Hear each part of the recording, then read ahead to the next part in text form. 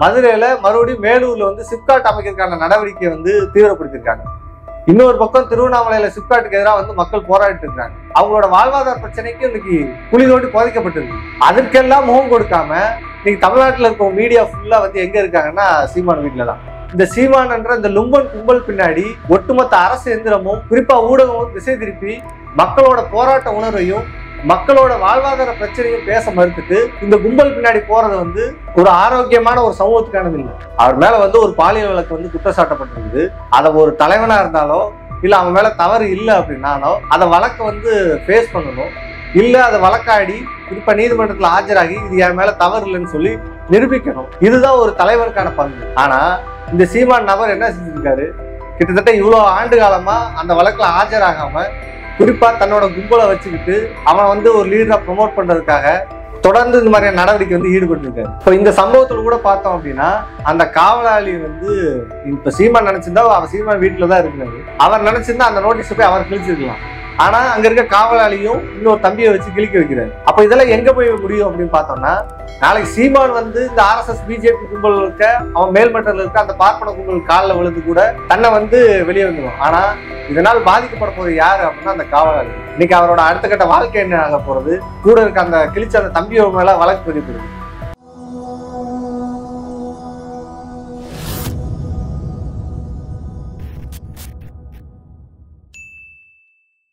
Umbrella channel நேயர்களுக்கு வணக்கம். இந்த வீடியோல எதை பத்தி பேச போறோம் அப்படின்னா, காலையில இருந்து நாம் தமிழர் கட்சி ஒருங்கிணைப்பாளர் சீமான் வீட்டுல வந்து போலீசாருக்கும் அங்க இருக்கக்கூடிய காவலாளிக்கும் ஏற்பட்ட தகராறு வந்து குறிப்பா சமூக ஊடகத்துல வந்து தீவிரமா பேசப்பட்டிருக்கு. அப்ப அந்த வீடியோல என்ன நடந்துச்சு, இல்ல இதோட பின்னணி என்ன, இல்ல சீமான் வந்து ஏன் இப்படிலாம் தொடர்ந்து தன்னோட நடவடிக்கை மூலமாக மீடியா வந்து ஏன் இப்படி ஹைப் பண்றாரு அப்படின்றதான் இந்த வீடியோல வந்து பார்க்க போறோம். சீமான் மீது ஒரு 2 வருஷத்துக்கு முன்னாடி இருந்து பாலியல் வழக்கு ஒன்று பதிவு செய்யப்பட்டு அதன் மூலமா விசாரணை வந்து தொடர்ந்து நடத்தப்பட்டிருக்கு. ஆனா அதுக்கு வந்து தொடர்ந்து வந்து சீமான் வந்து புறக்கணிச்சுட்டு குறிப்பா அந்த வழக்கு வந்து ஆஜராகாம இருந்திருக்காரு. அதோட தொடர்ச்சி தான் இன்னைக்கு வந்து எந்த அளவுக்கு போயிடுச்சு அப்படின்னா, அவருக்கு உடனே வந்து சம்மன் அனுப்பி கட்டாயம் வந்து நீங்க வந்து ஆஜராகணும். அந்த அடிப்படையில் வந்து போலீஸ் அதிகாரிகள் வந்து சம்மன் கொடுக்கறத வந்து அவரோட வீட்டுல வந்து நோட்டீஸ் வந்து ஒட்டிடுறாங்க, வாசல் கேட்ல வந்து ஒட்டிடுறாங்க. அந்த நோட்டீஸை வந்து அங்க இருக்கக்கூடிய காவலாளி வந்து சீமானோட உத்தரவின் பேர்ல வந்து கிழிக்கிறாரு. உடனே வந்து அங்க போலீஸ் எல்லாம் கூடி அந்த காவலாளியை வந்து கைது பண்றாங்க. இது ஒரு பக்கம் வந்து ஊடகத்தில் ஆகட்டும் இல்ல அரசியல்வாதத்தில் வந்து விவாதமாயிட்டு இருக்கு. அப்போ இதோட நோக்கம் என்ன, குறிப்பா இந்த சீமான் யாரு அப்படின்னு பார்த்தோம்னா, தலைவனுக்காக எந்த ஒரு பண்புமற்ற ஒரு லும்பன் கும்பல் தான் இந்த சீமான். சாதாரண ஒரு சின்ன விஷயத்த வந்து இது எவ்வளவு தூரம் வந்து ஒரு அரசியலாக்கணும், குறிப்பா அந்த லும்பனுக்கான ஒரு கதாபாத்திரத்தை கொண்ட நடவடிக்கை தான் இந்த நடவடிக்கை நம்ம பார்க்கணும். ஏன் அப்படின்னு பார்த்தோம்னா, அவர் மேல வந்து ஒரு பாலியல் வழக்கு வந்து குற்றச்சாட்டப்பட்டிருக்குது. அதை ஒரு தலைவனா இருந்தாலோ இல்ல அவன் மேல தவறு இல்லை அப்படின்னாலோ அதை வழக்கை வந்து ஃபேஸ் பண்ணணும். இல்ல அதை வழக்காடி குறிப்பா நீதிமன்றத்துல ஆஜராகி இது என் மேல தவறு இல்லைன்னு சொல்லி நிரூபிக்கணும். இதுதான் ஒரு தலைவருக்கான பண்பு. ஆனா இந்த சீமான் நபர் என்ன செஞ்சிருக்காரு, கிட்டத்தட்ட இவ்வளவு ஆண்டு காலமா அந்த வழக்குல ஆஜராகாம குறிப்பா தன்னோட கும்பலை வச்சுக்கிட்டு அவன் வந்து ஒரு லீடரா ப்ரொமோட் பண்றதுக்காக தொடர்ந்து இந்த மாதிரியான நடவடிக்கை வந்து ஈடுபட்டு இருக்காரு. அந்த அடிப்படையில் தான் இப்ப நோட்டீஸ் ஓட்டுனதையும் அதை கிழிக்கணுன்றது தேவையெல்லாம் இல்லை, அது ஈஸியா கடந்து போயிருக்கலாம். ஆனா அதை கிழிக்க வச்சு இன்னைக்கு சமூக மத்தியில் ஒரு பதட்டத்தை ஏற்படுத்துறது, தன்னை ஒரு தலைவனா காமிச்சிட்டு இருக்கிறது, தான் தம்பிகளுக்கு வந்து அண்ணன் வந்து இவ்வளவு தூரம் வீர சாகசமா செயல்பட்டாரு, இப்ப மறுபடியும் வெளியில வந்து பேட்டி கொடுக்குறது, நான் ஆஜராக முடியாது என்ன செய்ய முடியும் அப்படின்றது.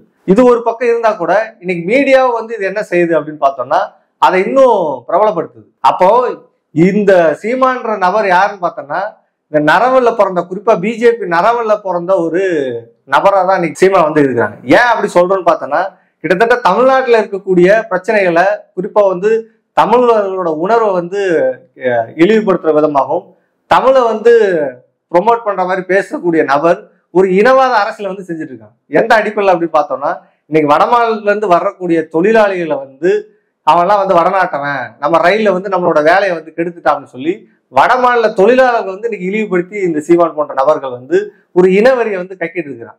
ஆனா அதே வடமாநிலத்துல இருந்து வந்து இன்னைக்கு கோயம்புத்தூர் ஆகட்டும் இல்ல தமிழ்நாடு ஃபுல்லா வந்து வரக்கூடிய மார்வாடிகளை பத்தி ஏன் வந்து இந்த சீமான் போன்ற நபர் பேச மாட்டாரு? அப்ப இன்னொரு பக்கம் வெறும் திராவிட அரசியலோட எதிர்ப்பு மட்டும் இல்லாம இங்க இருக்கக்கூடிய திமுக எதிர்ப்பை தவிர்த்து ஒட்டுமொத்த இந்த இந்தியாவுக்கே பாசிசமா நடவடிக்கை ஈடக்கூடிய இந்த பிஜேபிக்கு எதிராக ஏதாவது ஒரு வார்த்தையோ இல்ல பிஜேபி செய்யக்கூடிய செயல்பாடுகளை எடுத்து பேசுறாரா அப்படின்னா கிடையாது. அந்த அடிப்படையில் தான் சொல்றோம், இந்த சீமான்ற நபர் பிஜேபியோட ஒரு இனவாத கருத்துக்களுக்கு பேசக்கூடிய ஒரு நபராக தான் இருக்காரு.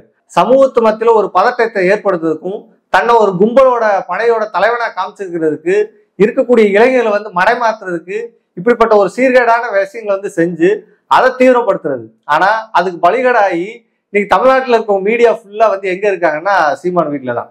இன்னைக்கு தமிழ்நாட்டுல கிட்டத்தட்ட முக்கியமா சொல்ல போனோம்னா கல்வி ஆகட்டும், பொருளாதாரமாகட்டும், வேலை வாய்ப்பாகட்டும், இன்னைக்கு தொடர்ந்து தமிழ்நாட்டில் வஞ்சிக்கக்கூடிய பல நடவடிக்கைகளை இந்த மோடி RSS கும்பல் தீவிரமா இறங்கி இருக்குது.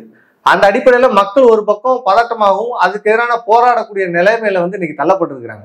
இன்னைக்கு ஜங்ஷன் போராட்டம் அங்க முடிஞ்சா கூட மதுரையில மறுபடியும் மேலூர்ல சிப்காட் அமைக்கிறதுக்கான நடவடிக்கையை தீவிரப்படுத்திருக்காங்க. இன்னொரு பக்கம் திருவண்ணாமலையில சிப்காட்டுக்கு எதிராக மக்கள் போராடிட்டு இருக்காங்க.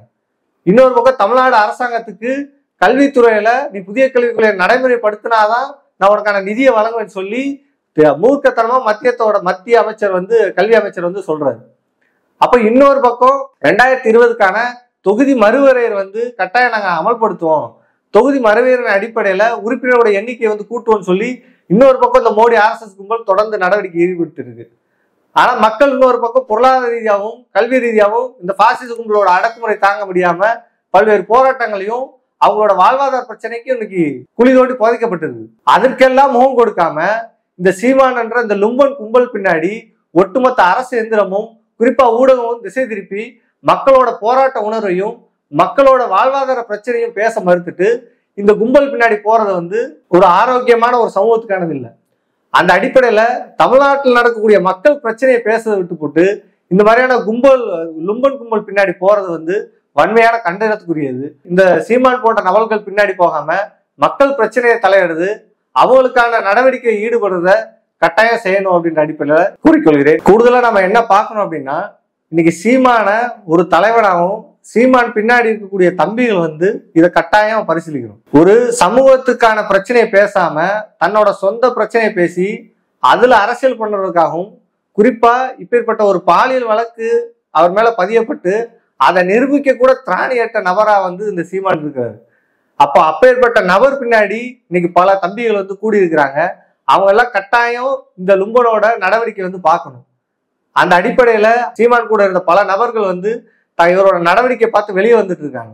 இன்னும் கூடுதலாக அவர் பின்னாடி இருக்கக்கூடிய தம்பிகள் கட்டாயம் இது போன்ற நடவடிக்கையை பார்த்துட்டு அவர் கூட பயணிக்கிறது இந்த லும்பனுக்கு மேலும் ஆதரவு தெரிவிக்கும் விதமாக தான் இருக்கும். உண்மையாக மக்களுக்காக பேசக்கூடிய நபர்கள் சீமான் கூட இருக்க வேண்டியது அவசியமற்றது. அப்படி இருக்கவும் முடியாது. இப்ப இந்த சம்பவத்துல கூட பார்த்தோம் அப்படின்னா, அந்த காவலாளி இப்ப சீமான் நினைச்சிருந்தா அவர் சீமான் வீட்டுலதான் இருக்கிறாரு, அவர் நினைச்சிருந்தா அந்த நோட்டீஸ் போய் அவர் கிழிச்சிருக்கலாம்.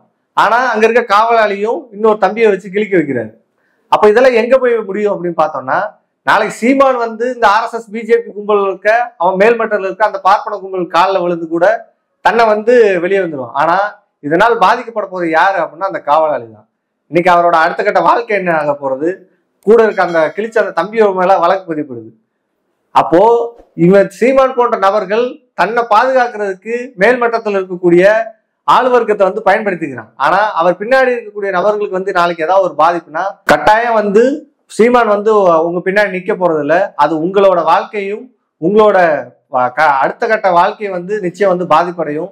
அந்த அடிப்படையில தம்பிகள் கட்டாயம் இதை பரிசீலிச்சு அவன் பின்னாடி போகணுமா, இனிமேலும் இவர் கூட தொடருமான்றத நீங்க தான் முடிவு எடுக்கணும்.